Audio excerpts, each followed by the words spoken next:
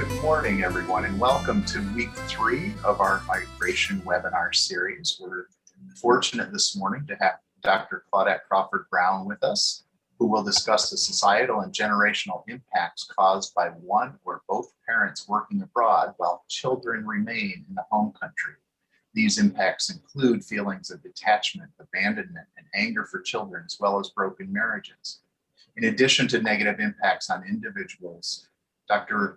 Crawford-Brown will also discuss the impacts on education, social services, and crime rates. So on behalf of Video Conferencing for Global Learning, I wish to express my appreciation to Dr. Crawford-Brown and our other presenters for being part of this webinar series, and also to Zoom for enabling the platform that's allowing us to connect. And with that, I will turn it over to Dr. Claudette Crawford-Brown. Thank you, Dr. Crawford-Brown. Hello, good morning, everybody. It is so beautiful to see these nice smiling faces in front of me. As you all know, I have been talking about the issue of children of migration for many, many years, over 4 decades, which is a long time. But I've spoken about these topics and the various dimensions of it to students, social workers, policymakers all over the world. I'm talking about the Netherlands, in Utrecht, in a little town in the middle of the Netherlands. Can't remember its name now. But I have spoken to audiences all over Europe, Spain, Germany, Ukraine, France, South Africa, about this issue. I have been particularly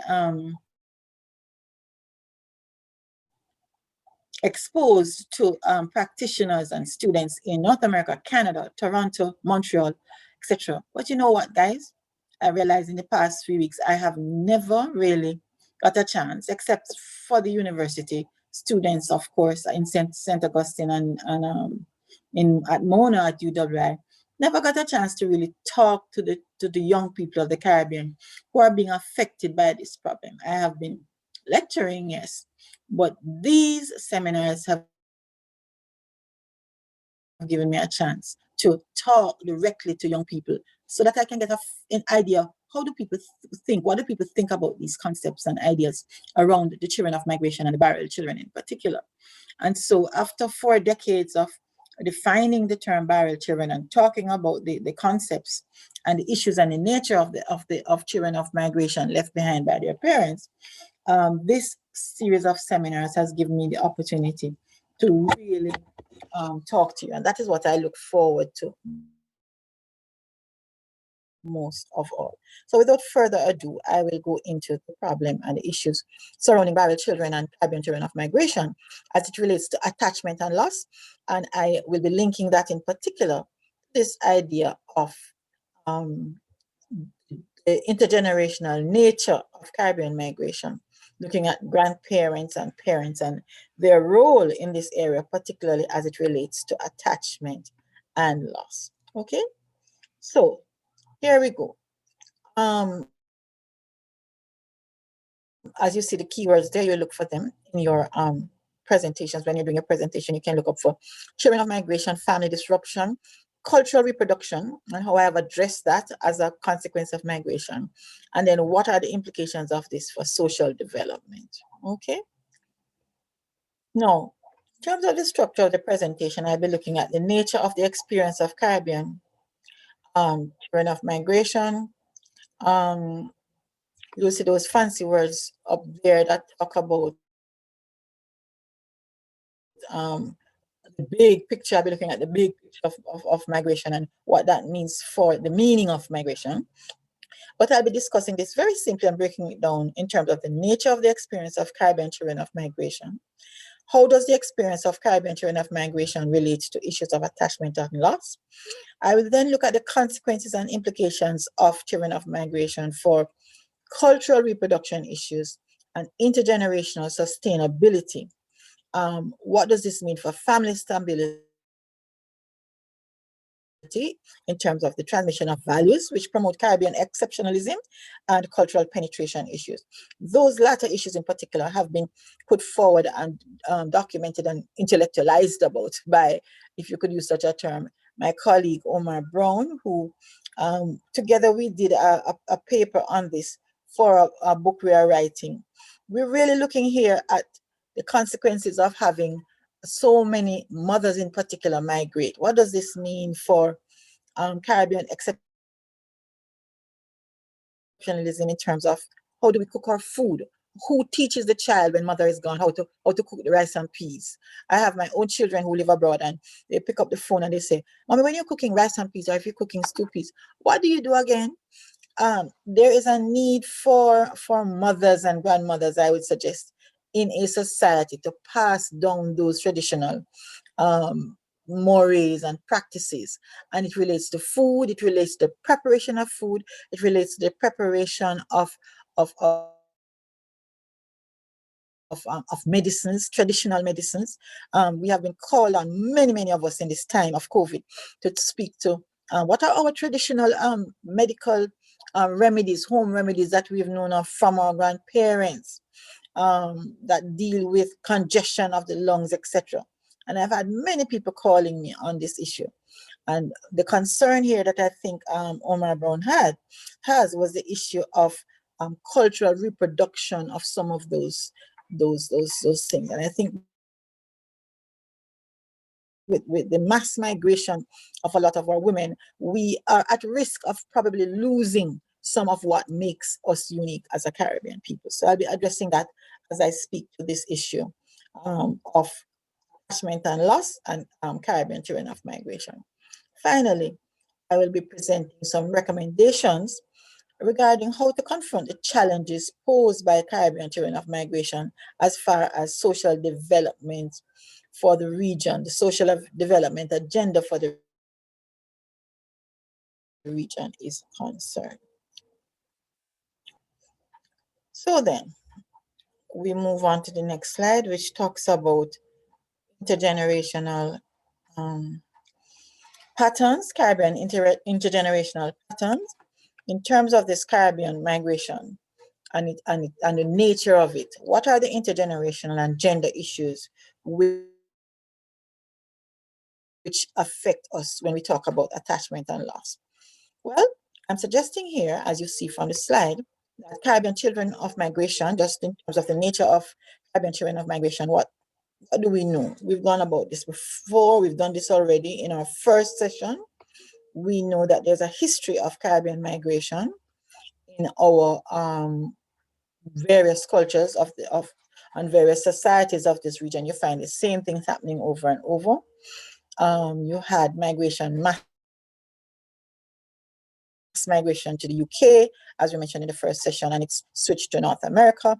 And you've heard already from me about the differential role of the gender and the role that gender plays, that men in particular moved from the Caribbean to UK in large quantities after World War, and then women and children went to North America instead after those the English migration wave ended somewhere in the 60s. And so we had a Windrush generation, and then this gave way, as you know, historically, to the generation of migrants who go to North America, mainly women who will care for the elderly, care for the children of the North American rich, middle class and rich, who need somebody in their homes to help them. So it's home health care.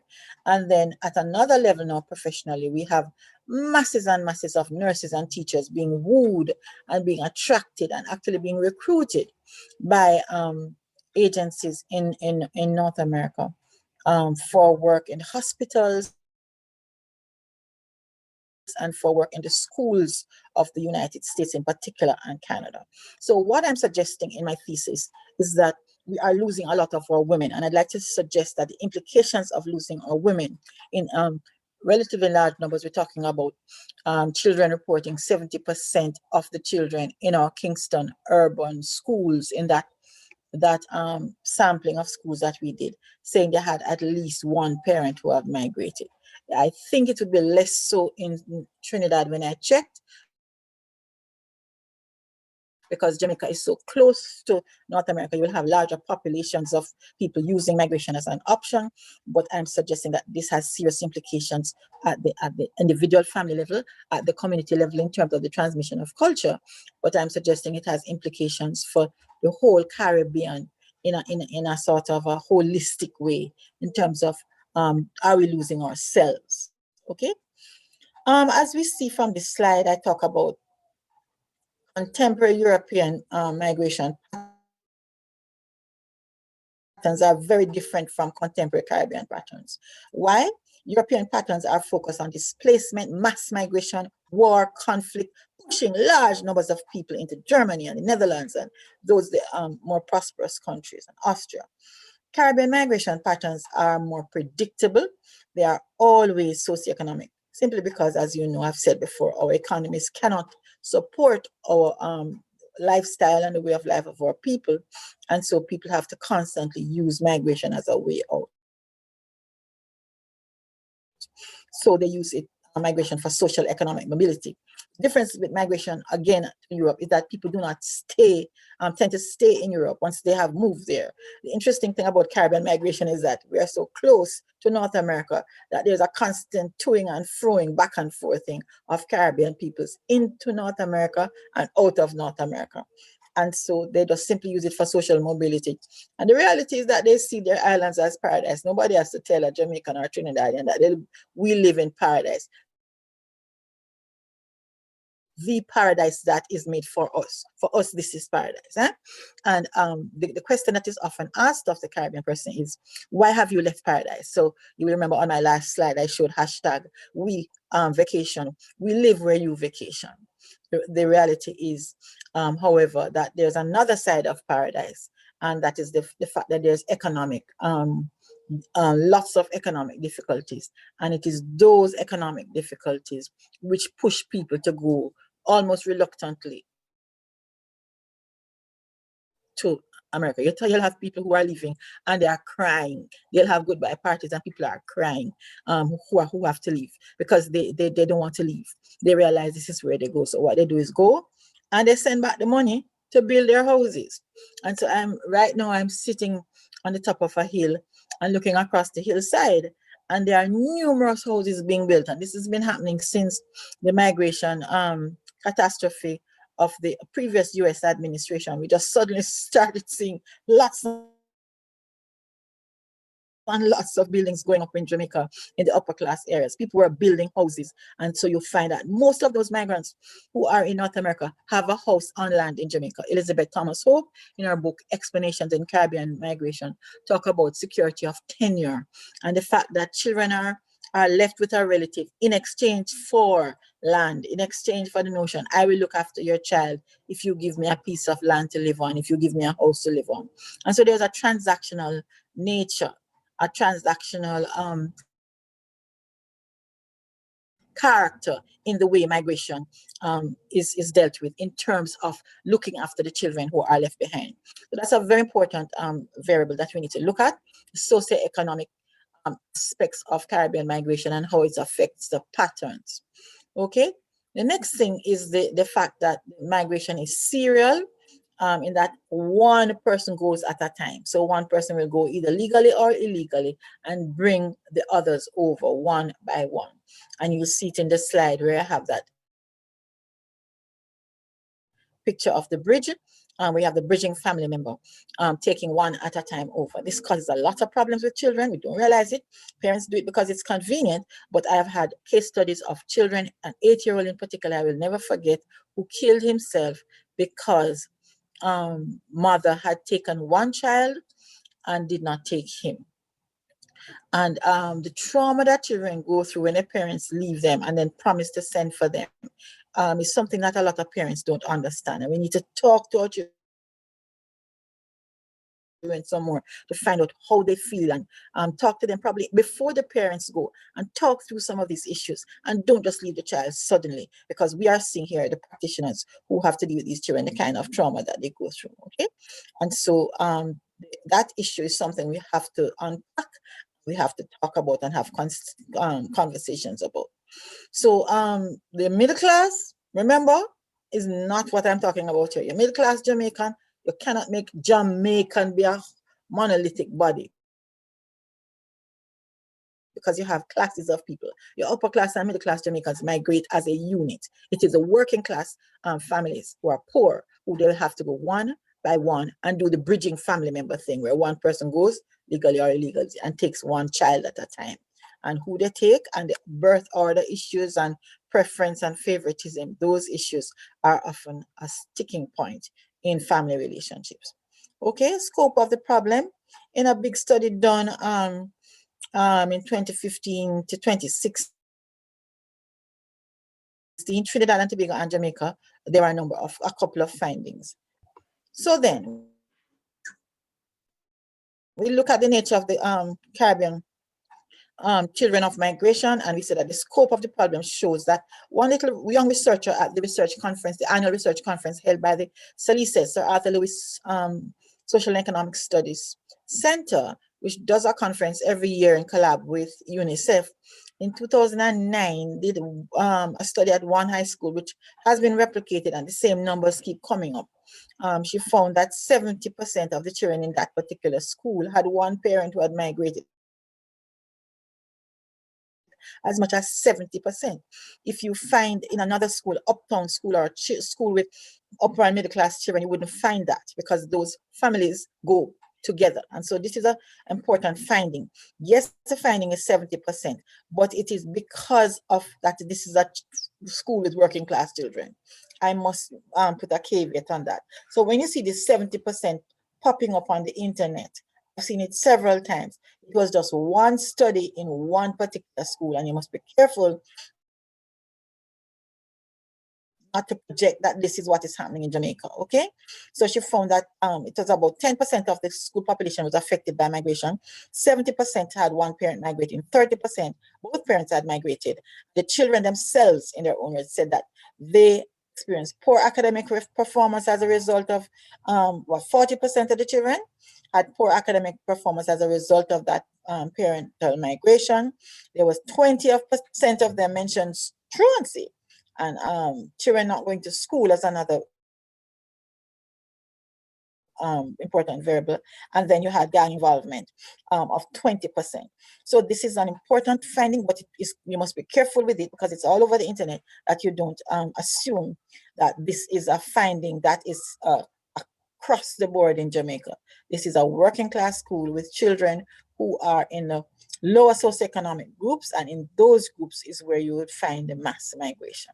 Okay, so then we are talking about here, what are the issues in terms of the intergenerational issues?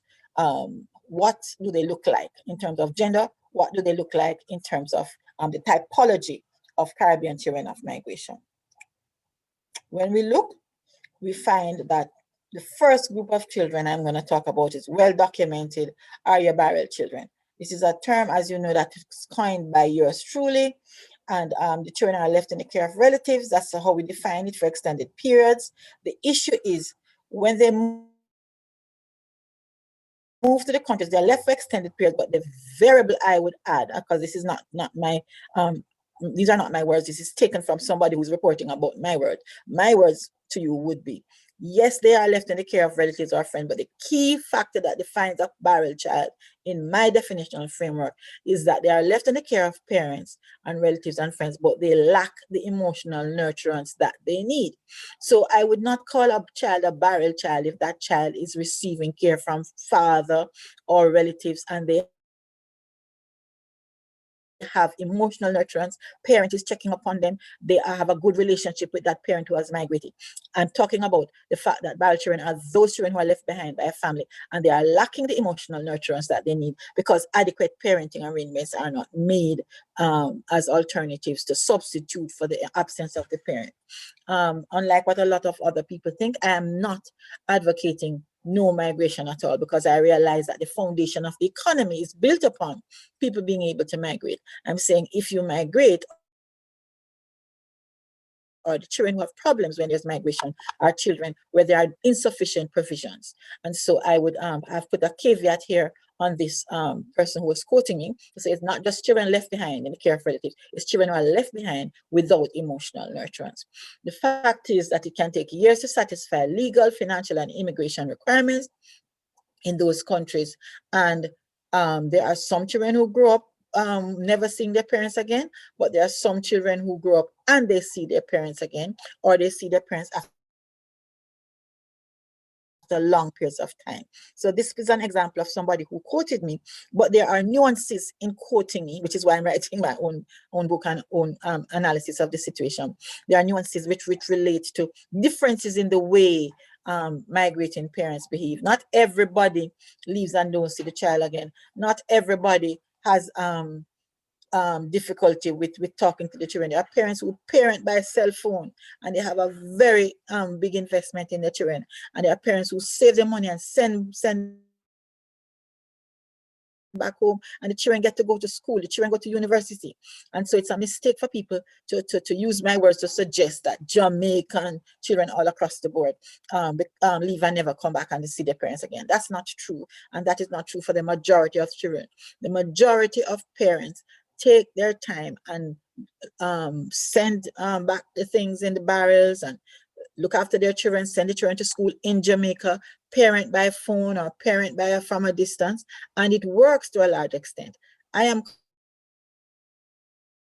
concerned about the ones where it doesn't work, the ones who fall through the cracks, or the parents who are not as careful and as caring as they should be, and the child doesn't get the emotional nurturance. I'm suggesting that this is a minority of children.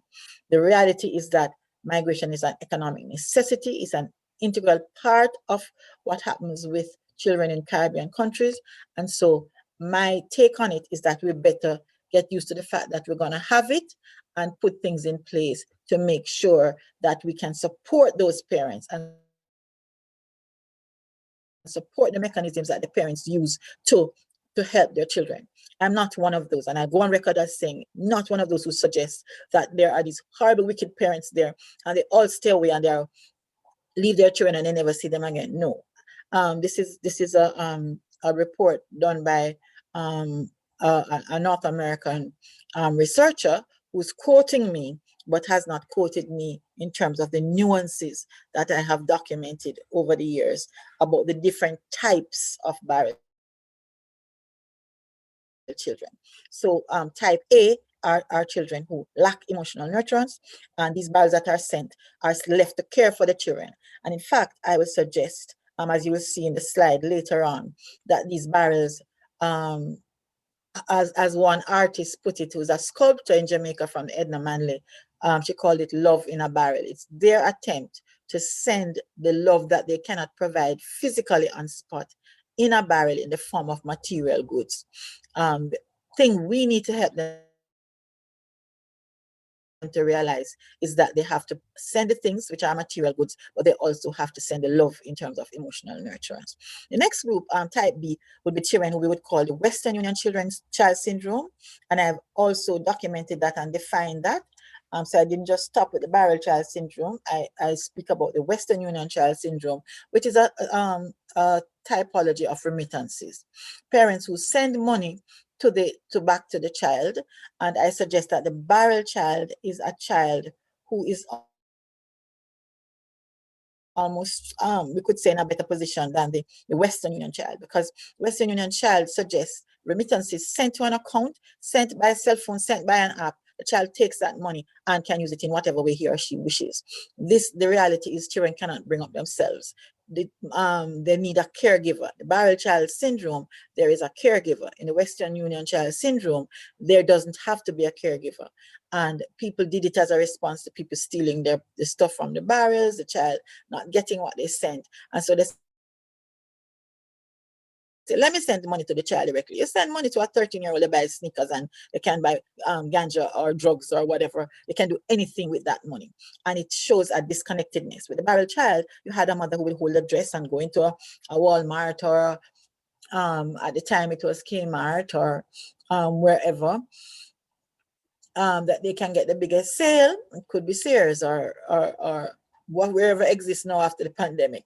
and they hold up a dress and say, oh, this dress can fit Precious, or this shoe can fit Junior. I'm gonna send this one because he should be able to fit into this shoe, or he should be able to fit into this dress. What it does is the barrel child has a parent with a psychological connection to their child. When you have the Western Union child syndrome, you have money being sent and then the child spends it in Jamaica. There is no connection between the child and mother in terms of the child growing up and growing into clothes and into shoes, etc. And there's less dependence on that parent and less connectivity. So bad as it was with the barrel child, I'm suggesting that the Western Union child syndrome, which has emerged out of that with better apps and better technology, is not necessarily any better than the barrel child syndrome. Children of drug courier moms is another syndrome, and this is another horrible dimension of Caribbean child migration, where because of the proximity to the metropole, particularly in Jamaica, and because the geographical vulnerability of the region is such that it's between the cartels in the South America and North America, you have parents who will be used as drug couriers. And those parents, particularly women, fathers or mothers, who are used to going in the morning, they're there at the table for breakfast, and they will be able to jump on a plane, go to North America, and quickly drop off some drugs and come back for dinner. That was something that happens in Jamaica for the rich. It happened for the drug couriers as well. You could leave Jamaica at breakfast time and be back home for dinner because it's just a flight to Miami is just a few minutes. The reality is that in some cases, those parents were incarcerated, and the children and those drug couriers were caught, and the children were left behind. You have positive outcomes sometimes. We've had agencies relating, but it suggests a linkage and a collaboration between the Jamaican social workers and the social workers in North America in the prisons, who we are asking to help us to help those children who are left behind. The reality is that we have to help those children a lot. In some cases, however, when there is social work intervention, I remember a case study of one where I was consulted on a case where the mother said, give the children away like puss kitten. Give them away like puss kitten. When she was contacted, she had got away. She got through the police and the TSA and the screeners, and had got through to go to America with her haul of drugs and meeting up her boyfriend who had planned it all. And then she said, just give them away. In other words, cutting off. This happens with women, it happens with men, where parents will cut their children off from themselves and they start a whole new family in the metropole. So that's another type of child. And those children are literally abandoned. And I think I remember Andrea from high school in Trinidad in the first week mentioning parents who didn't care and they just wanted to do a drug bust or a drug drop. I'm suggesting that those are in the minority, but I'm suggesting that there has to be some kind of accountability and system developed with law enforcement to force those parents to take responsibility for the children. And they should not be allowed to leave their children back home and just start another family and forget those children at home, because it has damaging, deep-rooted trauma occurs with those children. Children of deportees are another group. They are often don't know their parents. The deportees have children in the host country. They do something wrong and they're sent back 20 years later. They have children over in North America, and those children are left behind when the police and ICE scrape them up and send them back. There are children over there. In the same way, children of deportees who have been left behind and been waiting on those parents forever, suddenly meet a parent who is returned to Jamaica by ICE or by a UK immigration branch, and they are expected to get to know those parents again. All of these are little pieces of families fragmented and families hurting. And I'm suggesting that the social welfare needs and the clinical interventions are necessary to deal with the attachment and loss issues that occur. Another group of children that I mentioned is return children of migration. That is, children who are returned to the Caribbean as punishment for behavior in the host country. So it could be that there's an abusive father and the child dares to tell mother or tell the authorities that I am being abused, or the child does something which they would normally do because children misbehave sometimes, and they are punished for their misbehavior by being sent back home. And they are told, you are being ungrateful. I have sent for you and I have sent the ticket to bring you to America. And this is what you repay me for. You go and call the police on me, or you call the child welfare authorities. Boops, I'm sending you home. And sometimes in the short term, they will sometimes take the child to Jamaica and beat them because they're not allowed to hit them in America. And we've heard some stories of them taking them back to Kingston or back to Port of Spain, giving them a good beating, and then taking them back. But in a lot of cases, sometimes the child's passport is taken, they are told they are going for vacation, and then they are left in the country, in a strange country where they don't have any relatives or they don't know. They have spent maybe most of their childhood. So that's another type of child in America or in Canada, and then they're suddenly thrown into Jamaica at age 9 or age 10. Their siblings are there. I remember one child telling me, I didn't know the Jamaican national anthem, and all the children laughed at me because all he knew was, oh, say, can you see by the dawn's early light? That was the national anthem he knew. He didn't know Jamaica's customs, etc. And he was teased and bullied mercilessly by the Jamaican children. Those are the children who we have to be aware of. Those are the children who we have to be sensitive to in terms of picking up on their needs and working with parents to see what's the problem, why was this child returned, how can we deal with it. A lot of times it's convenience. A mother who has a job where she gets a living job in upstate New York, and she just the child is just too much bother, so she just sends home the child to the grandmother. It's almost like it's a big backyard, and so it's not another country. It's just like having an extended family in another part of the US, and that the child does not see that psychologically and emotionally. He's sent to another culture. And parents need to be helped to understand that, and we have to listen to what the children are saying. I've had suicidal ideation, runaway behavior from children who are just dumped in Jamaica and then left to foray on their own, emotionally and psychologically. Children are not objects, ladies and gentlemen, and young people. I'm sure you will hear me when I say that. And parents have to listen to what happens to the children who are left behind in this way. The finally are the children as victims of human and drug trafficking. We spoke about it the first week when Dr. Williams and Mr. Bloom mentioned the issue that though it is not as common, you do have children who have had serious consequences of their parental absence. They get into trouble here, or they may get into trouble when there's reunification, and the result is they could be victims of trafficking because they are so vulnerable and at risk for being used by strangers in this way. And when they get there, they carry all of this psychological baggage, and they become victims of predators who then pull them into gangs, pull them into groupings that are really their negative role models, and they attract them as children and adolescents. As a result, they get into crimes, they commit murder in some cases, are part of a ring, and maybe they didn't pull a trigger, but somebody died, and they end up as a life imprisonment. The most classic case being the Lee Boyd Malvo case, but there are many others now. Dr. Williams mentioned the child life groups in the penal system in the US, and the fact that many children are now adults are going through that. Basically part of a system which unfortunately did not pick up their problems from when they were children and adolescents, either in the Caribbean or when they arrive in the metropole. And so I'm suggesting constant support from when they are here in the Caribbean, they need the support, and when they are going to go to rejoin the parents, they need support and education, and when they go to the US and as new arrivals, they need a lot of support, particularly if they can get that support from Caribbean or culturally appropriate helping agents and caregivers who understand the culture. I'm suggesting that the social workers there liaise with social workers here in the Caribbean, and we can use Zoom and we can use the technology to be able to talk to these children and do counseling sessions across borders, where the people across the borders here in the Caribbean understand some of the nuances of the migration experience, which is very complex. And so if these social workers are to work, they need culturally appropriate tools.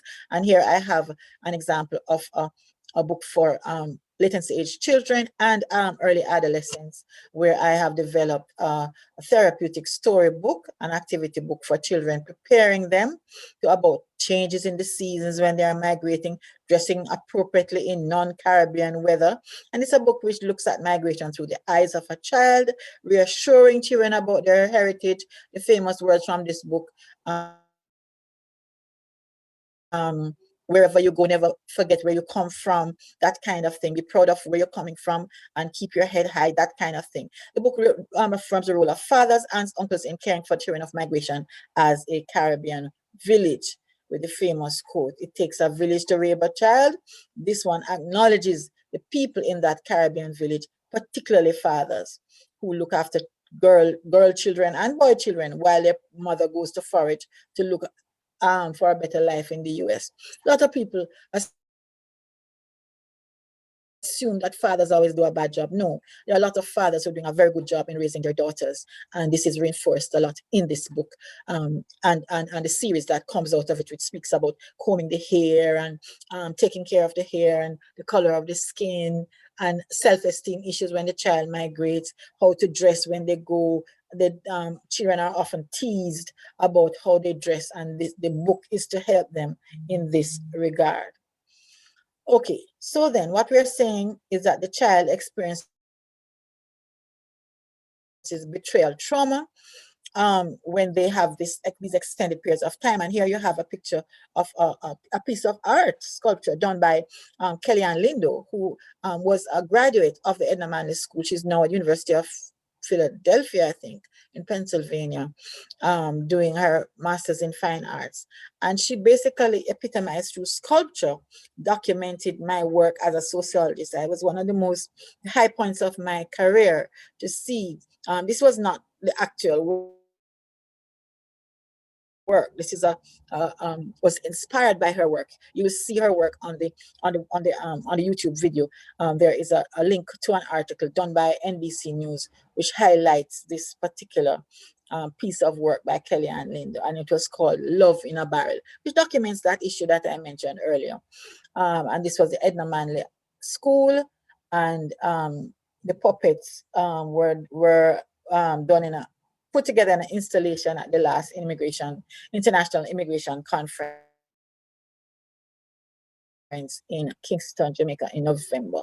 And it was as part of the launch for the book Precious Leaves Paradise. And there's Precious going to mom, but the barrel that is there represents all the love and all of the material things that are sent in that barrel. It represents pain and emotions, and it represents all of the feelings that go into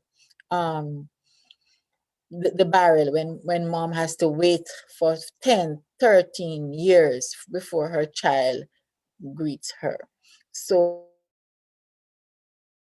this was done by a student. It was a very interesting take on the barrel children story. Okay, so we've spoken about the Western Union children and the fact that this type of parent, they relinquish control of the money to the child. Money can be used at the child's discretion, and parenting is done often by remote control and not directly. Use of the cell phone, use of WhatsApp, and all of the social media networks is what is used to parent the child. Maybe this has helped, maybe it has not. We haven't done any research on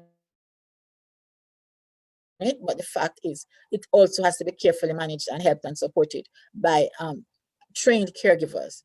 The fact is that there's little adult supervision when money is put into the hands of a child, and sometimes the children come like little mini criminals because they can buy lots of things and they have money at 13, 14, 15, which a normal child doesn't have. So we have to be careful about how this is done, and parents should be counseled in this regard. Child may experience many challenges that occur when you have parental dysfunction, when there's the child has to parent themselves, they become self-parentified. I mentioned that in the last session, where you have older children looking after younger children and resentment building up between the older child and the younger child.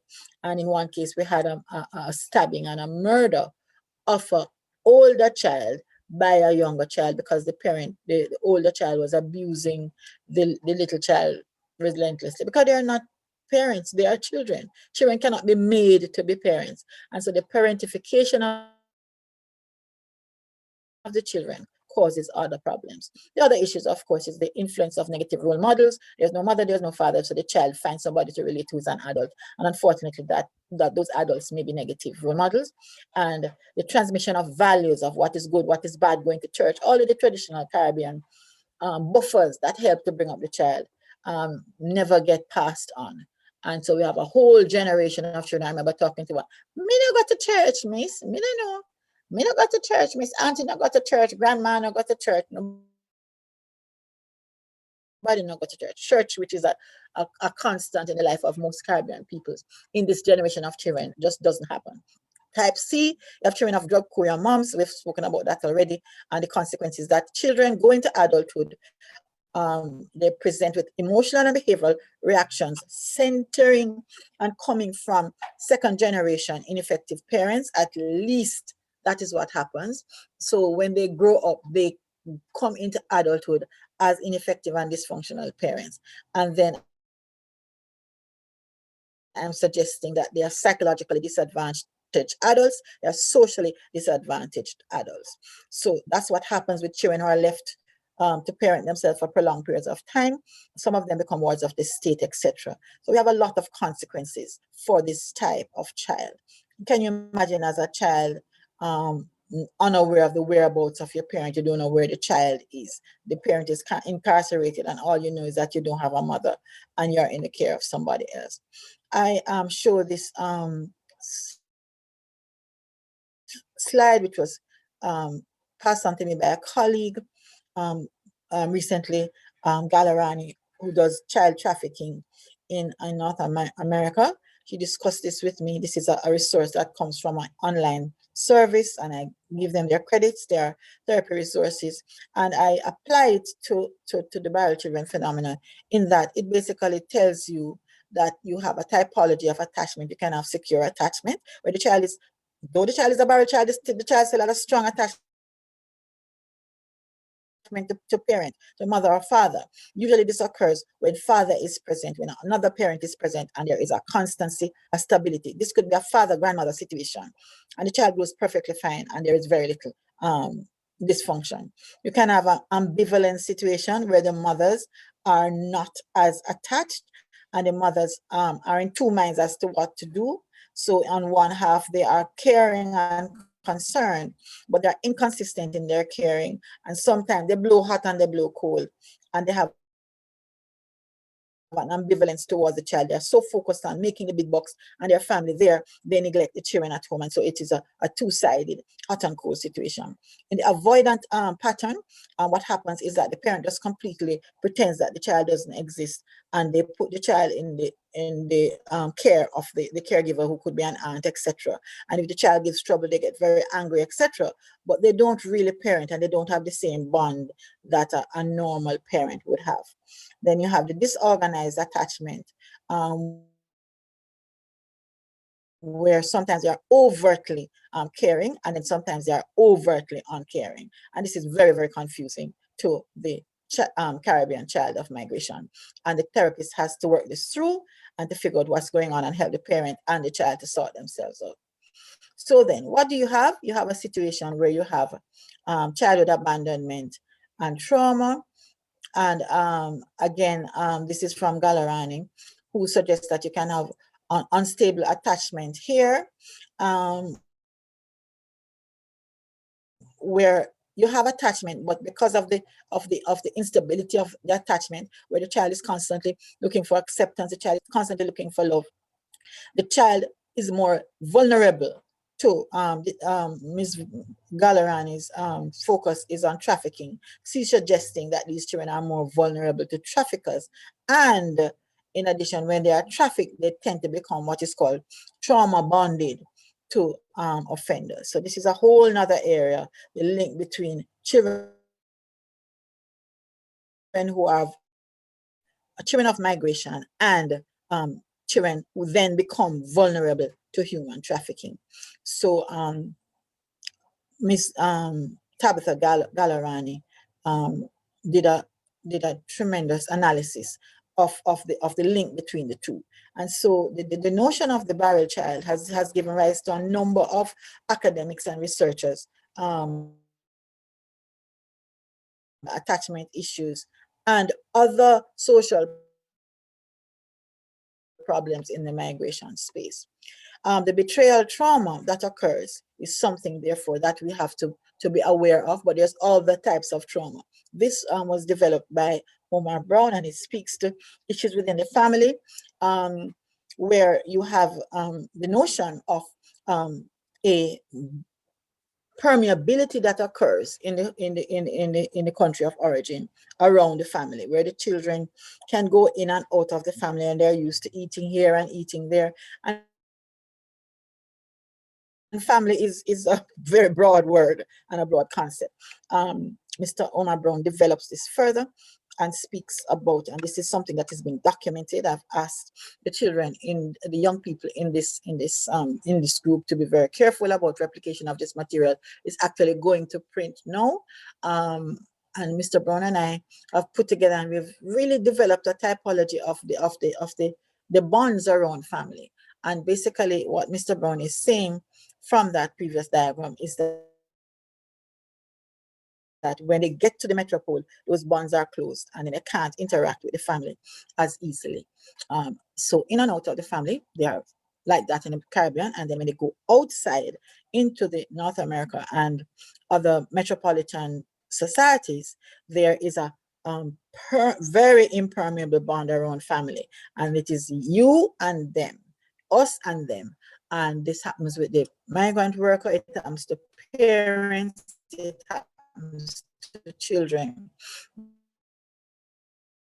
This happens to all migrant populations, and this is so mean to me. Okay, so to confront all of these challenges and the changes and the acculturation and assimilation issues, I suggest that children of Caribbean migration have to be seen more than sensationalism. We know that the migration issue may be a reality for some time, whether you have previous administrations in the US being resistant to, and it's not just the president, but a whole political parties are very, very resistant to the notion of migration. No, I'm suggesting that in the post-Republican Party in the US and the post-pandemic era, one has to be very, very careful that we don't have a situation where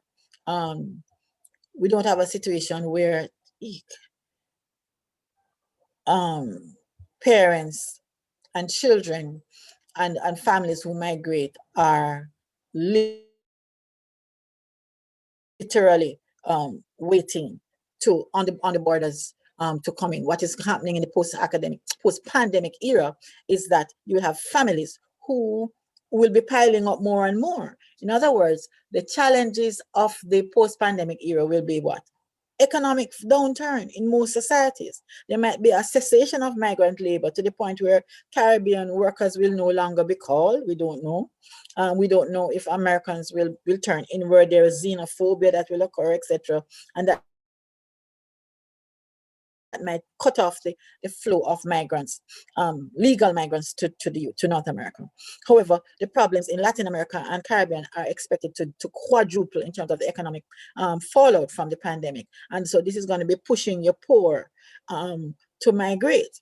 If that is the situation, what are we going to do in the Caribbean to address some of these issues? I'm suggesting that we need to look at a number of issues, including the whole issue of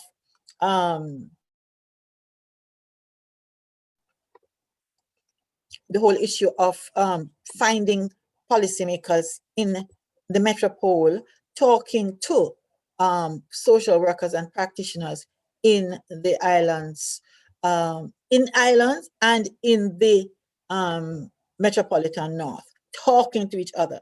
We're not accustomed as professionals to talk to each other across borders, but we're going to have to see the world as countries without borders. And we're going to have to come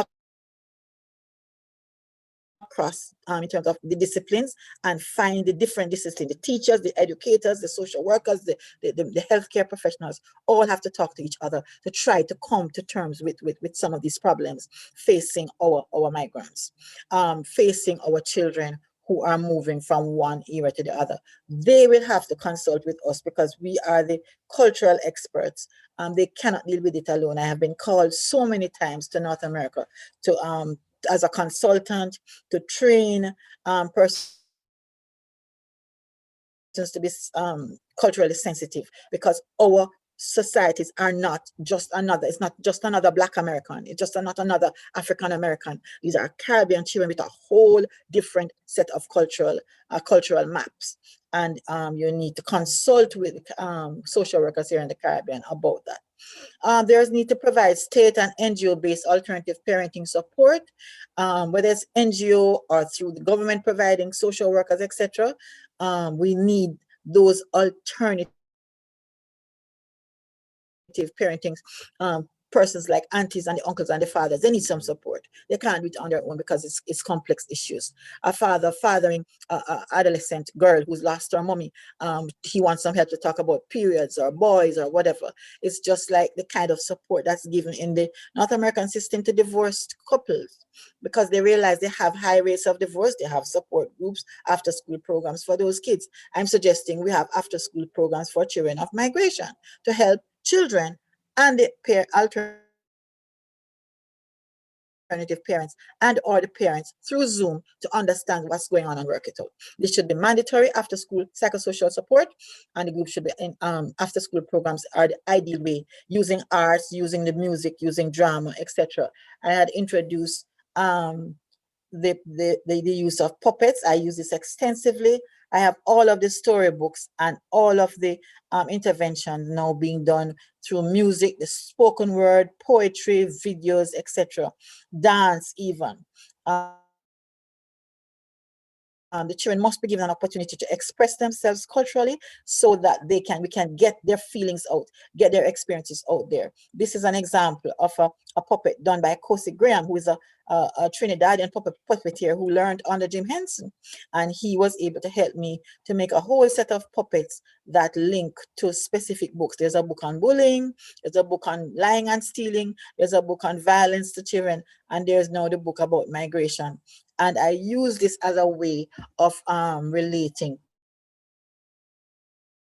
to the children. And I know there's a young man in the audience who spoke with me. It was so impressive. The first session, who is into the creative arts, who would relate to that. So you have your work cut out for you. I think it is. I would have to look on the screen. I know it's OS, so I'm going to call him Mr. OS for the time being.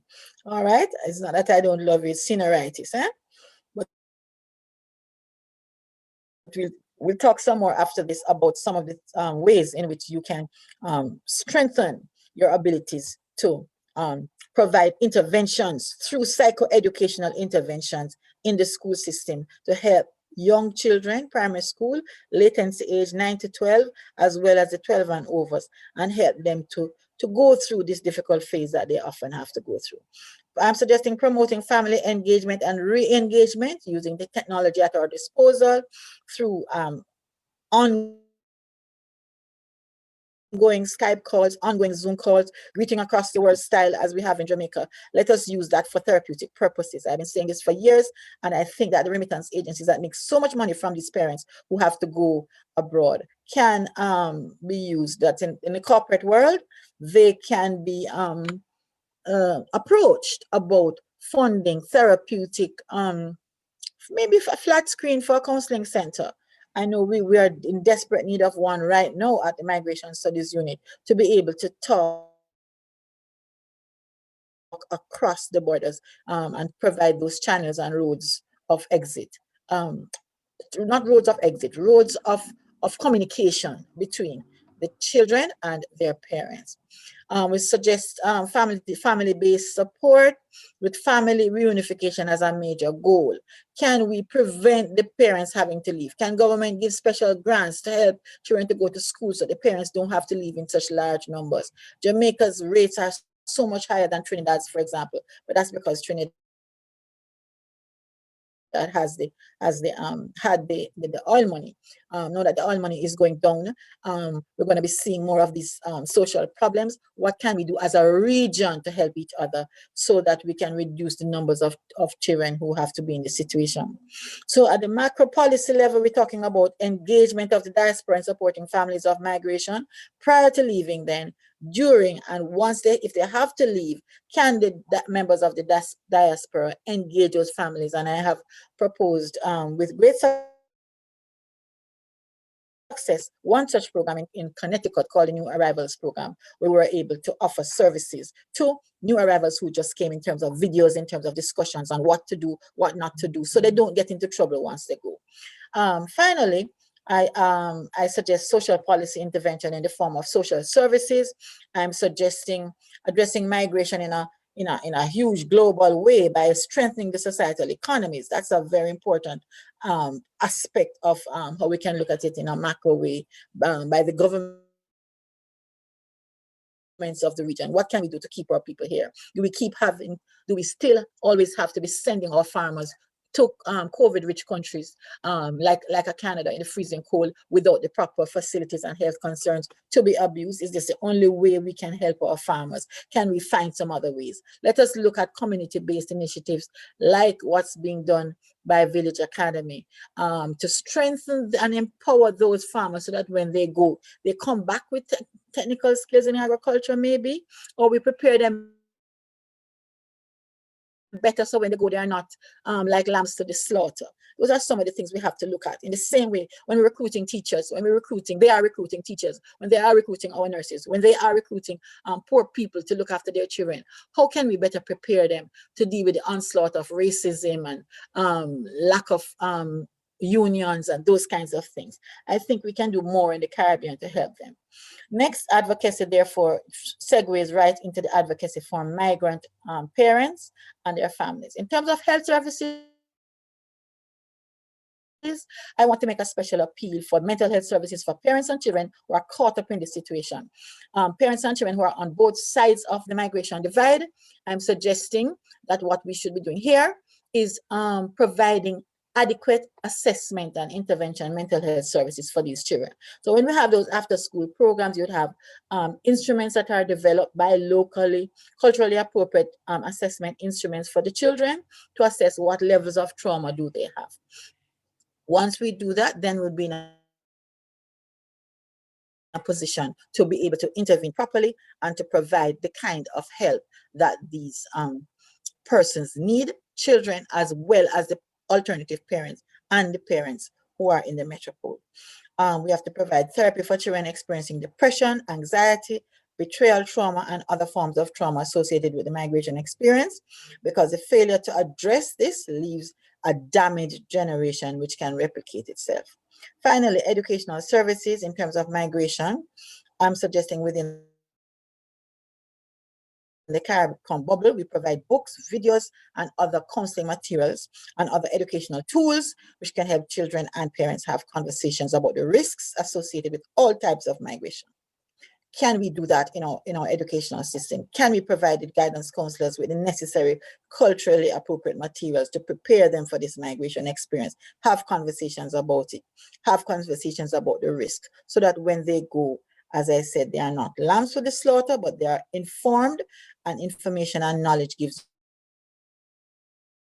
you power, so that the public education they get helps them to deal with some of the challenges of acculturation and assimilation, challenges which put them in a better place to be able to cope with the difficult situations they have to face. And it is at this point that I think I am going to pause. I am just hoping that all of these recommendations will be better able to help the Caribbean migrant to adjust more in a more smooth,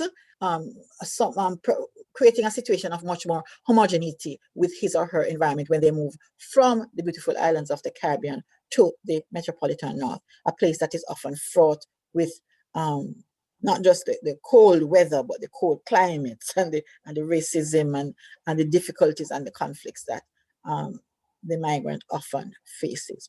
When that migrant is a parent, it is difficult. But when that migrant is a child, it is even more difficult. I would like to suggest, and we have to prepare that child more than ever for what they are going to face, particularly in the pre-pandemic, the pandemic period here, and in the post-pandemic migratory phase. With that, I'm going to hand over now to Mr. Carver, who will moderate the rest of the session with the children themselves. I'm anxious to hear all of the burning questions you have from the guidance counselors and from the students themselves, who I am just anxious to have a little talk with and a conversation about these issues. Thank you so much. There is so much in there to unpack. I was especially intrigued that toward the end that I had been thinking about the dynamic of what entices people to stay or leave, and how individuals juggle that aspect of life for themselves.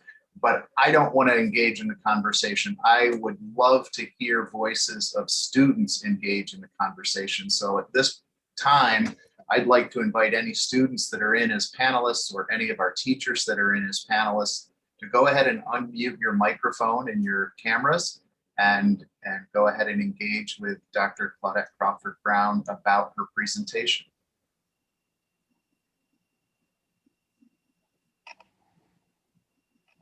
We have Miss Bihari, who seems to be ready with her questions. Thank you. I do have something I wanted, something that you said that was really ultimately very interesting to me. The impact of gang activities. I know we're talking a lot about social cultural practices and social cultural welfare. And I was wondering, you mentioned there are two types of gang activities. One is that it occurs in the metropole, and the type of gang activities that occur locally within our own, the source country, if you will. When you said that, I immediately thought about sense of community.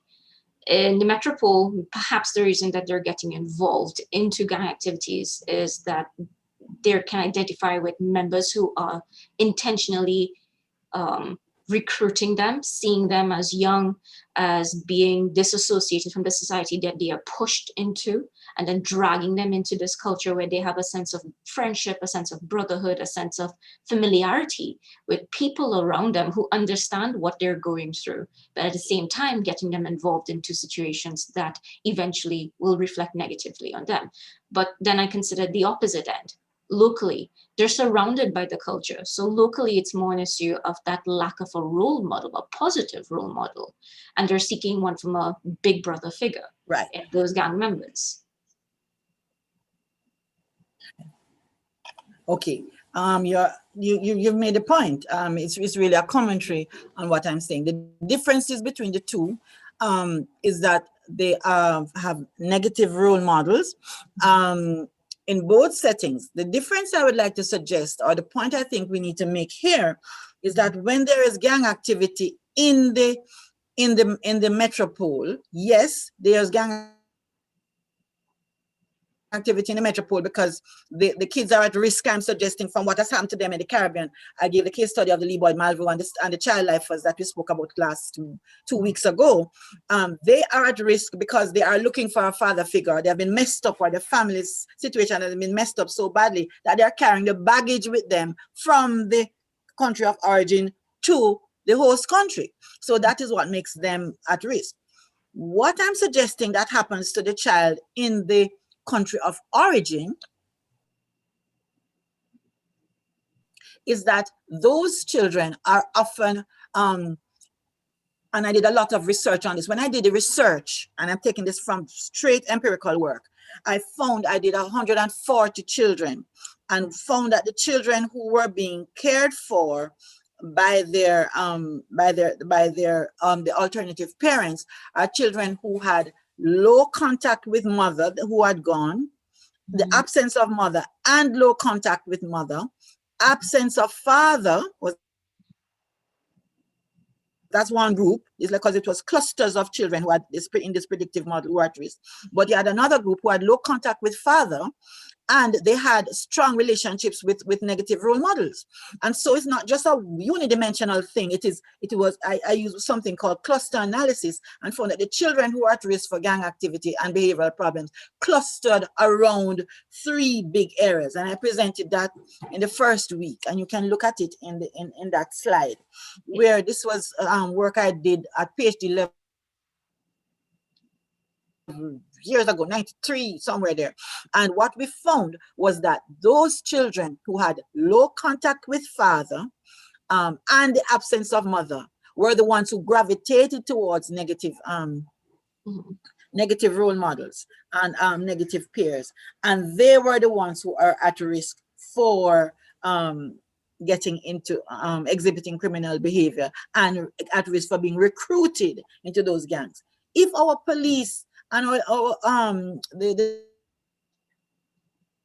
law enforcement people could do more prevention and catch those children, I'm suggesting, and I've said it for years after years, publication after publication, catch those children at age 6, 7, 8 through after school programs, because all children who migrate in my world would whose parents have migrated would be in these protective after school supportive programs. So you catch them and support them and reinforce, arrange for relationships and conversations with mother and child and father, and support them with guidance counseling and school social workers. If we're able to do that, we would catch them before they become so frustrated that they go into those criminal gangs. And so those are the variables: the presence of mother, absence of mother, presence of father, absence of father, and the extent to which they are associated with negative role models, their access to gangs is what we have to prevent them from. So it's 2 different kinds of situations. So thank you for bringing that out. I guess that ties into what you were saying about betrayal and trauma. It's not just the presence of a positive role model, but that essential relationship between a parent and a child that's lacking. And that's what's pushing them towards this extent of an activity. And I guess then you're saying that if we as a society build that supporting structure, the after school programs, then we can fill that gap a little? Yeah, right. Because the point I'm making is that it is not one dimensional. It's not any one variable. People try to always find the silver bullet. What I'm suggesting, and this was shown by my research years ago, as I said, is that there's an interconnectedness between the different variables. And it's when you have one on top of the other, on top of the other in a cluster, that you get the child being at risk for this negative behavior. And so if we're able to know what the predictive model is and know what the factors are and look out for it and jump in before adolescence, preferably, then we would have a chance to catch that violent behavior. And that to me is where we need to go with our social intervention programs. We also have a hand raised by Javina Wilson. Javina has a comment or a question. Javina, Javina. Yes, Javina, you can unmute your microphone and ask your question if you'd like, or you can type it in chat. Sure, are you hearing me? Yes. Yes, Javina. Can I see your face? Let me see my camera. You just go ahead audio and ask your question, please. All right. I would like to. If you can't find it, it's okay. What happened to the children that are living with their parents, both mother and father, but yet still their parents are not allowed them to have an open relationship with other students or other children their age, are not taking any activities in the community? What happens to those children? Because I'm hearing everyone else on this meeting is talking about children without mother, children without father, who's in a father figure, who's in a mother figure. What happened to both mother and father figure? Okay, you're saying that it's not only children of migration who have problems. You have children who will have their mother and father at home, and because of neglect or because of lack of parenting ability or for whatever reason, the parents are not doing such a good job, Your question is well timed. I know that's a concern of a lot of young people in the Caribbean. And what this means is that I guess your question is, what do we do about those parents? And I'm thinking, since we have a guidance counselor in the audience today, what I would suggest is that our guidance counselors need to develop some kind of a response in terms of providing conversations where children are able to have a place where they can talk to somebody and explain what is happening. And then the guidance counselors or the community person, whether a community agency like Dr. Williams' agency or otherwise, could set up parenting programs. And this could be, I know my students developed a model of intervention program, which would involve like a parenting fair, where you would actually have a counselor who could come in and talk to the children, because we don't have school social workers. The other thing is the proper structures need to be put in place where those school social workers are supposed to be operating. I know in Jamaica's case, I know it doesn't work in Jamaica and Trinidad's case, but they are supposed to be school social workers who are trained, master's level clinical people who could go and help with the parenting and have parenting clinics, parenting workshops. I know I did some work in Tunapuna at El Dorado camp, those behavioral camps, where I did a lot of work with art, with parents who were able to talk about some of the challenges, because these parents are going through a lot of economic stress and they don't see, they look at the instrumental issues and not the affective issues of parenting. Javina, would you be able to tell me a little bit about why you think, I think you can answer your own question. What would you do? Why do you think these parents are falling short? What is causing it? Or anybody else? Because I'm looking forward to hear you speak it, but as far as I see, I'll be the one discussing it. So the problem is that I see that a lot of parents nowadays have a lot of insecurity about their children and letting their children be socializing with other persons or other children in their group.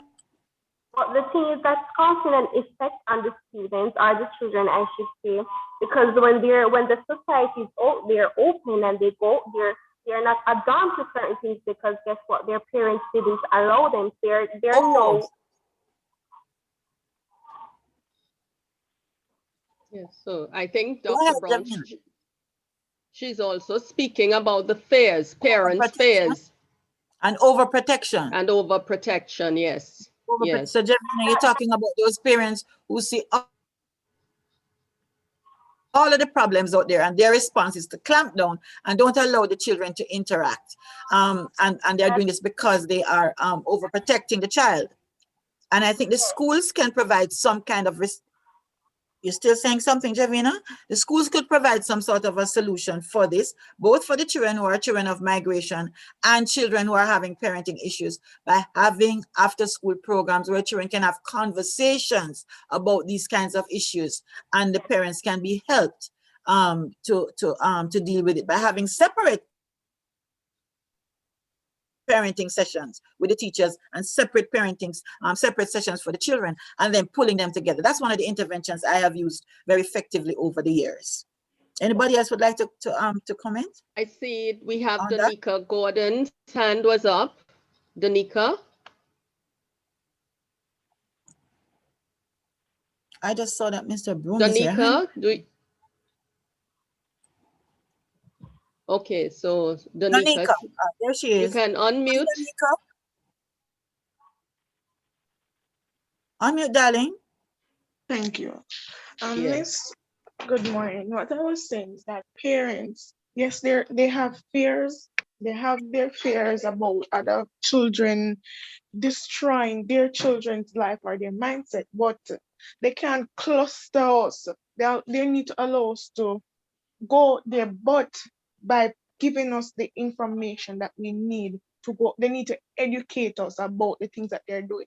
Because if they just shut us down from the outside world, we're going to either we're going to sneak out to get to do what we want. If we're educated things, if we're educated, the key to everything is the education behind what they're doing, telling us why they're doing certain things. and allow us to see the red flags, know what to look out for. You understand? If we go against Right. the structure that they build, then they can go out and give us whatever punishment that they want to allocate to whatever we are doing, or if we go against their disciplinary rules. So that's how I look at it. But most parents, Okay. they don't. Thank you so much, Danica. Finish what you're saying. Most parents, what? Yes, You can finish. yes, I'm finished. You're finished? Okay. So you're just reinforcing the point that Javina is making. And Ozaze had said this some time ago, whether the child is a child of migration or not. Parents must be able to get to a stage. And this refers to alternative parents too, who are looking after the child. The parent has gone, they have a child to look after, and what they do is clamp down on the child and strangle the child in terms of the child's interaction with the outside world. And what you're saying, the answer is to explain things to the child. And we discussed that in the first session, and we're coming back to it again. Public education, I think, as Ozaze had said in that first week, where we educate the child on the issues, tell them what is the truth, what are the dangers out there, tell them about the human trafficking, tell them about how they can be at risk, tell them about the ways in which they could how they are feeling, sort of reinforce and validate. That's the word I'm looking for. Validate their feelings about their parent being away, and saying, yes, I understand how you feel.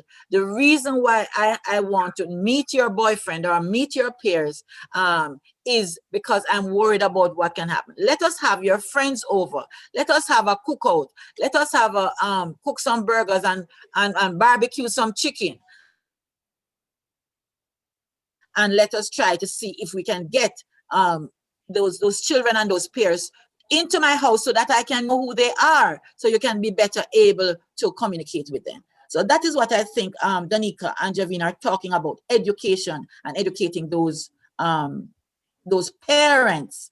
And we're talking also about the parents who are the alternative parenting figures of those children who have migrated. Great conversation. I see that Abigail has her hand up, and Abigail, you are now able to unmute your microphone if you'd like. Hello, good morning. I want to talk about, hello, good morning. That the parent may be active, but it's like they're not in the child's life, because like whenever they're home, they're always on their phone and not paying the child any attention.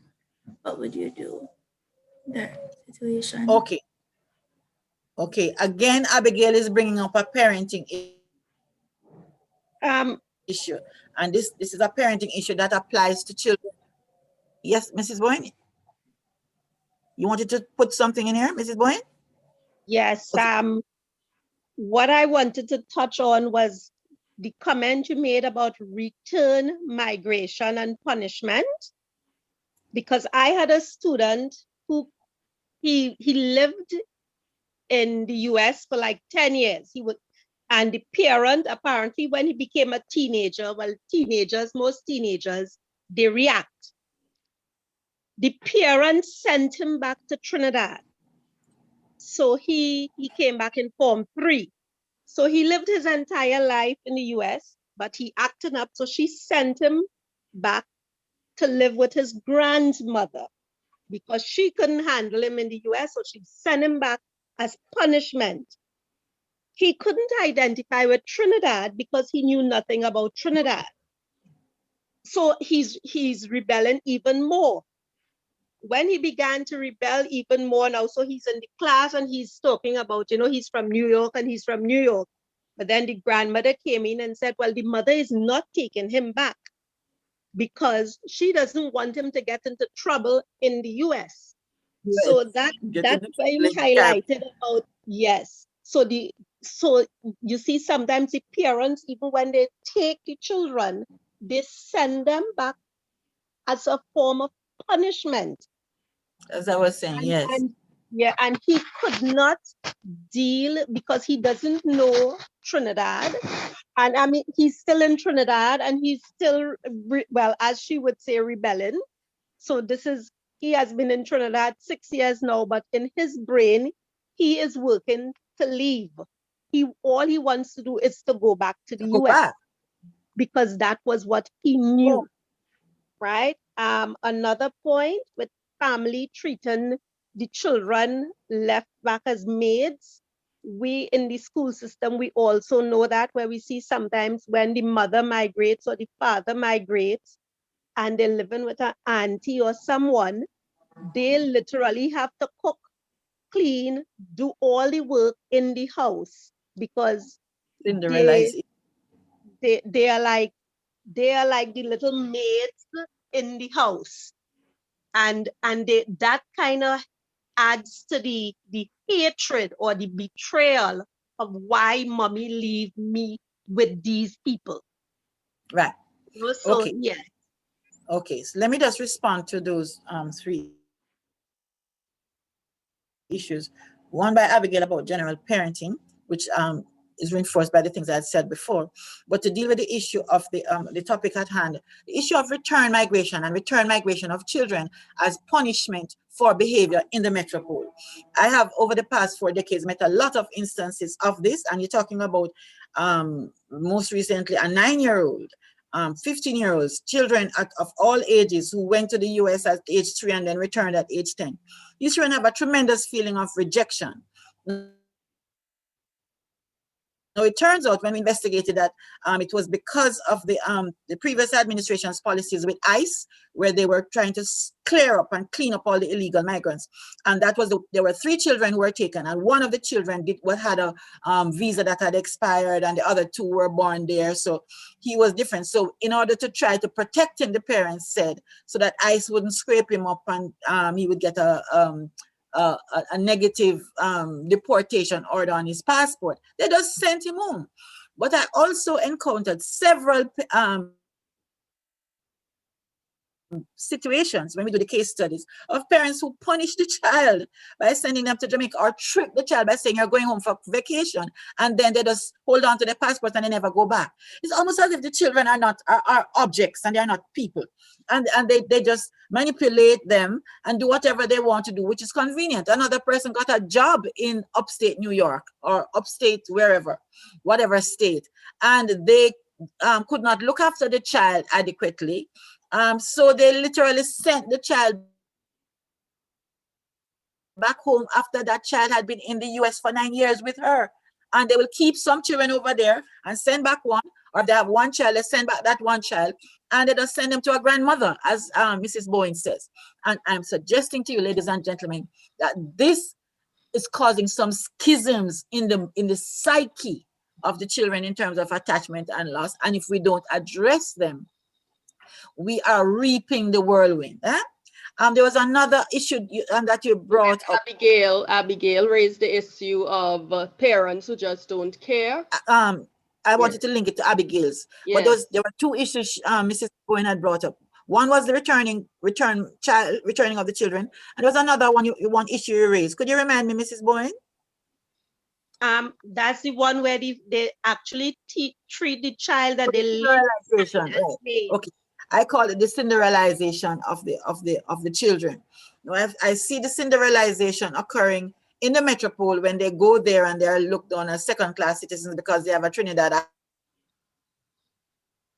accent or a Jamaican accent versus their siblings who have an American accent or Canadian accent. They turn the child into the Cinderella, and the child is not absorbed as part of the family. So I call it the reconstituted family and the issues that occur with the reconstituted family once there is reunification. I speak about this in my book. And it's something we need to be aware of, again, across the divide. Social workers in North America and the social workers in the Caribbean need to talk to each other and help the social workers there to understand what's happening in that family, because those families do not go to social services, they don't use social workers, and they won't go for help, and the child is powerless. And so the child sometimes sends a message to the grandma, I want to come back home to Trinidad, I want to come back to Jamaica, I want to go back to Jamaica. In one case, child became schizophrenic I want to go home. I want to go home. I want to go back to my grandma. They did not listen. And that person became schizophrenic and is still to this day in an institution in another state, locked away because they develop schizophrenia. So I'm saying lack of attention to these kinds of issues can occur in serious problems with runaway behavior or rebel behavior, etc. Now, to address Abigail's point of view, when a child sees a problem, what Abigail is saying, parents don't listen. So they're on their phones, they're talking, they spend more time on the phones, especially with social media days and the lockdown. Children are complaining more and more of parents not listening. Whether the parent is abroad or the parent is here as an alternative caregiver, or the parent is the real child's parent, a lot of problems are occurring with the children of migration with parents who do not listen. And the parent, they're abroad by cell phone, and the preoccupation with the phone and not having time for the child. So we have to use the guidance counseling system. Teachers, social workers have to intervene. And we must see these as our problems in the Caribbean, guys, and come to terms with, okay, how do we address it? We have to find a mechanism for the child to call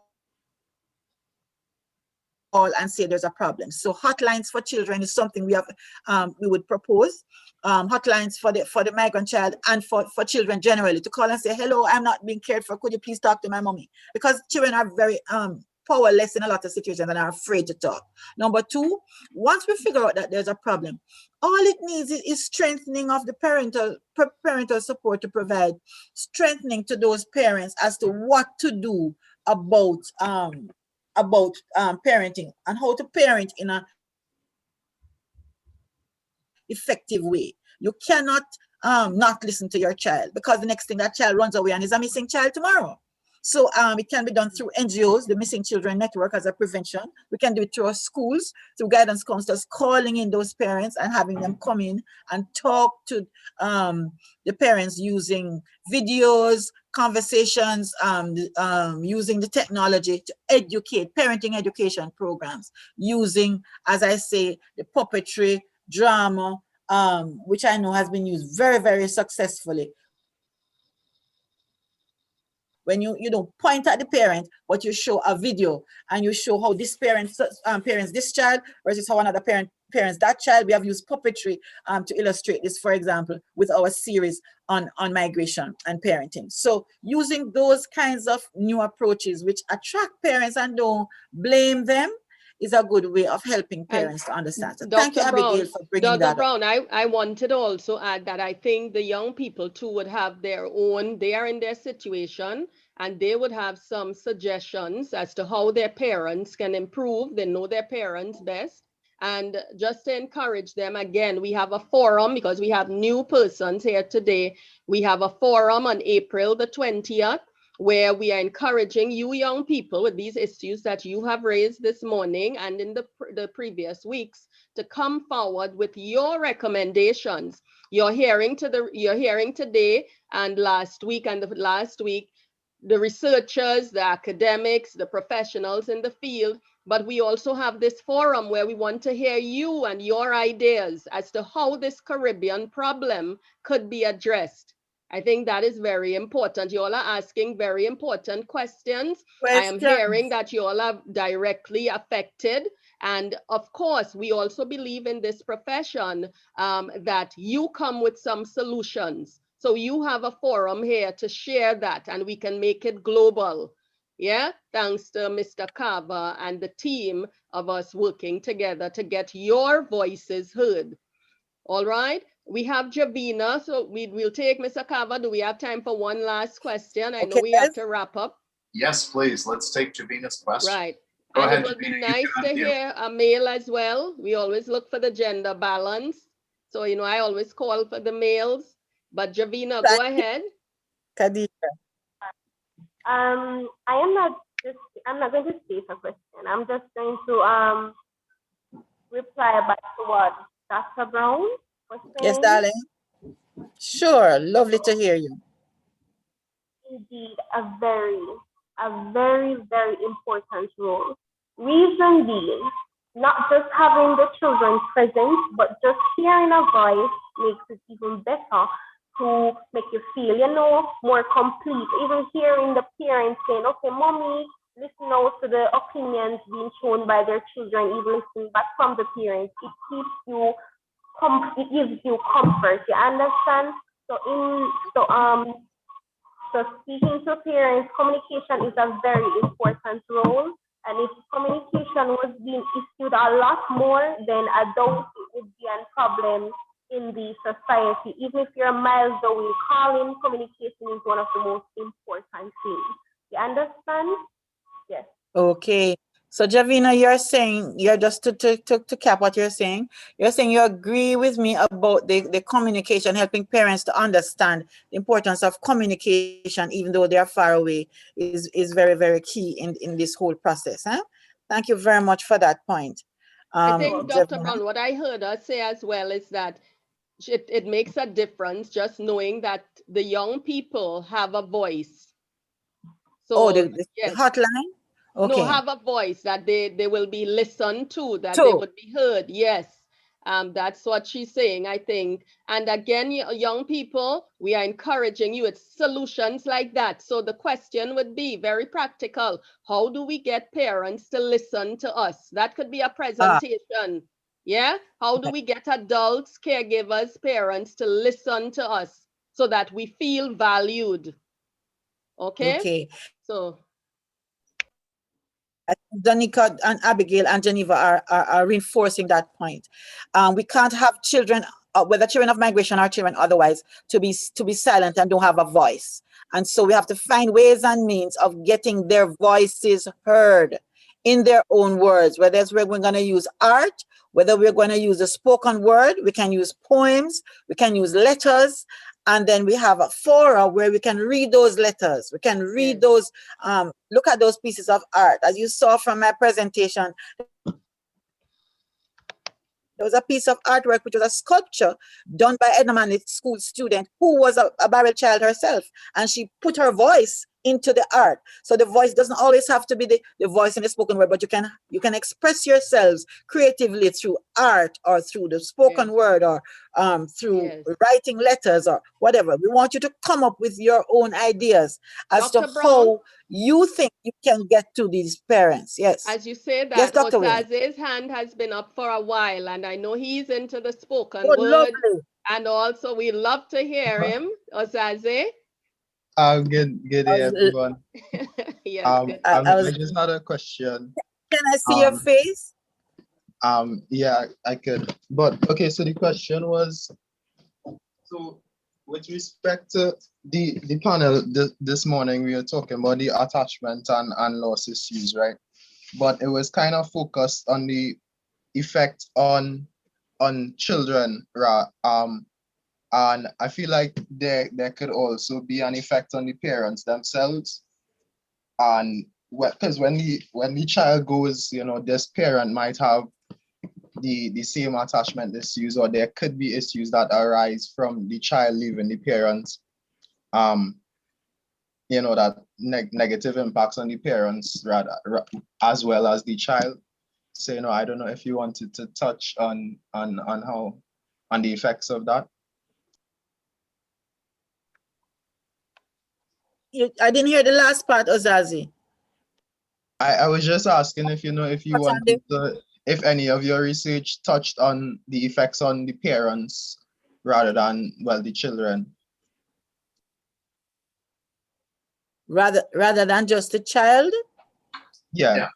Do you mean like if they go away for college or university? How the parent, because I know a teacher who told me the last time she saw her daughter was 15 years ago. The child left to go to study and she just never returned. Right. So. Right. And so you want to touch on the parents in terms of what aspect of their role and function, Osaze, in terms of how effective they are as parents. I want you to pinpoint that a little bit closer for me. What do you want me to answer in terms of what to do with the parent? You want me to talk a little bit more? In terms of the impact on the parents, like the feeling of detachment that the parent could feel or abandonment that the parent would feel. Okay. Yes.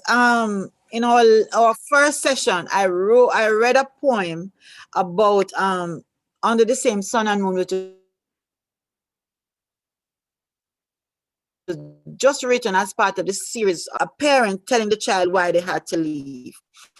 The fact is that a lot of the parents, and I was telling this to Andrea that first week, a lot of the parents go through tremendous trauma. Connecticut, you were saying something else? Connecticut and other parts of the US who go through tremendous trauma when they have to leave their children. And sometimes they have to leave the children and apportion the children, one here, one there, one there, one there. They have to put them all over the country, separating the children. One person look after one person look after one. And so they go through a lot of trauma. And the trauma is exacerbated by the fact that they have very long periods of time between when they leave and when they have reunification with the child. So that's one thing. They go through a lot of trauma. Number two, they are juggling jobs. Economically, they're doing 1, 2, 3 jobs here, there, and everywhere, and they're experiencing racism, some of which they have never experienced before. You live in the Caribbean, you live in Trinidad, you would not experience the kind of racism that you would experience in North America. So that is one.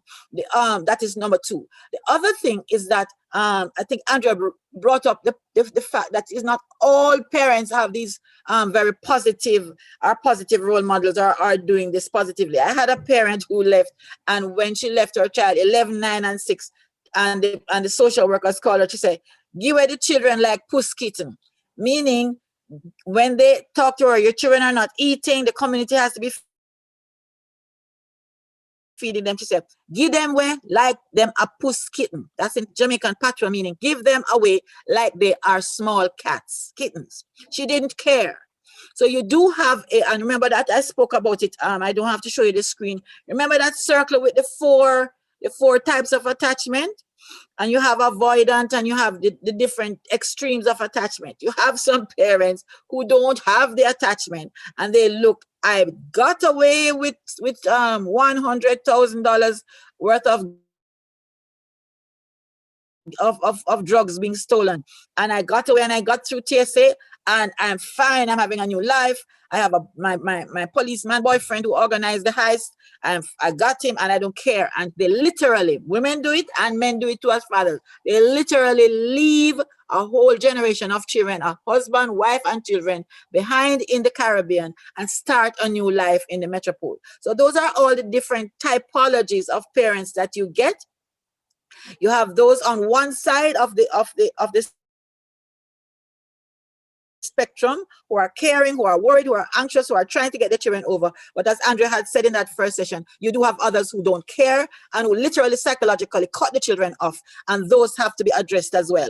Maybe macro level, you need to tell me, guys, what to do about those parents. We need to bring them to justice and bring the law into force and work with law enforcement in the, giving me and bringing up the issue of law enforcement in the metropole to bring those parents to justice and say, no, you have to take responsibility for your children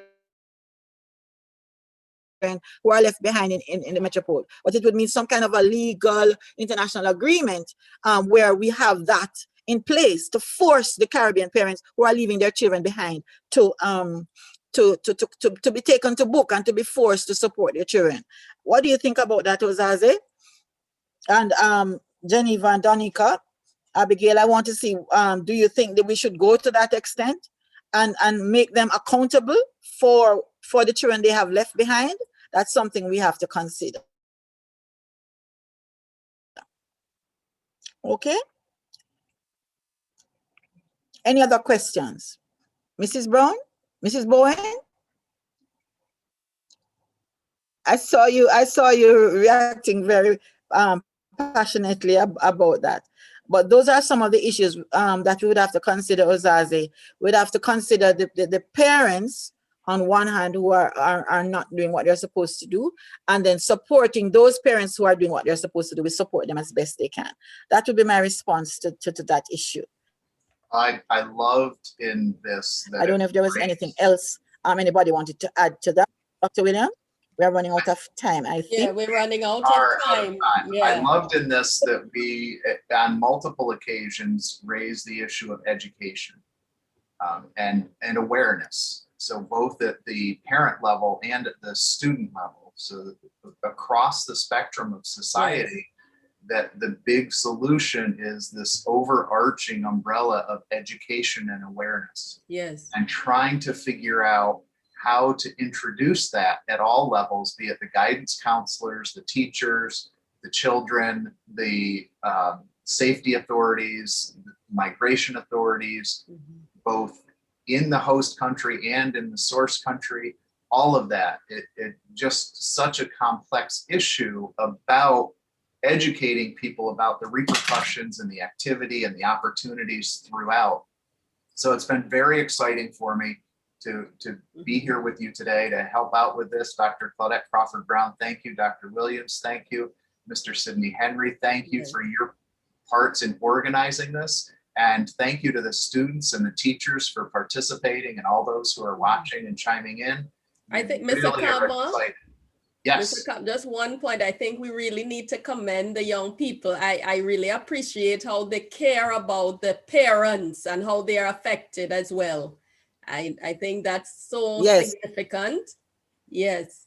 I absolutely agree Yes, with you. And the awareness I wanted that to the thank young them. people will soon be parents in all likelihood, and trying to break that generational cycle and improve it is critical. So yes, absolutely, the awareness on both sides. Yes. I just wanted to encourage them to use the resource of looking at the videos, etc., and using that resource for their presentation. So put all of that energy into their presentations that they will do for us at the end of the session. Right. So in preparation, we have a fourth session with Dr. Hasford next Tuesday, March 23rd at the same time. And Dr. Hasford will present findings and reflections on research related to migration and lived experiences of Black youth involved in the child welfare system in Ontario, Canada. So she'll explore issues of migration, anti-Black racism and policy, and highlight emerging initiatives to address the needs of Black families. So all of those who are live with us today or watching the recording, please join us again next Tuesday, and especially in preparation for April 20th, when we will schedule student presentations as best we can that day. So be ready to decide when it is, students, that you would like to present on April 20th. So with that, I will close down, say thank you all very much for joining in with us, and we look forward to seeing you again next week. Thank you. Bye. Bye, Take care, everyone. Yes.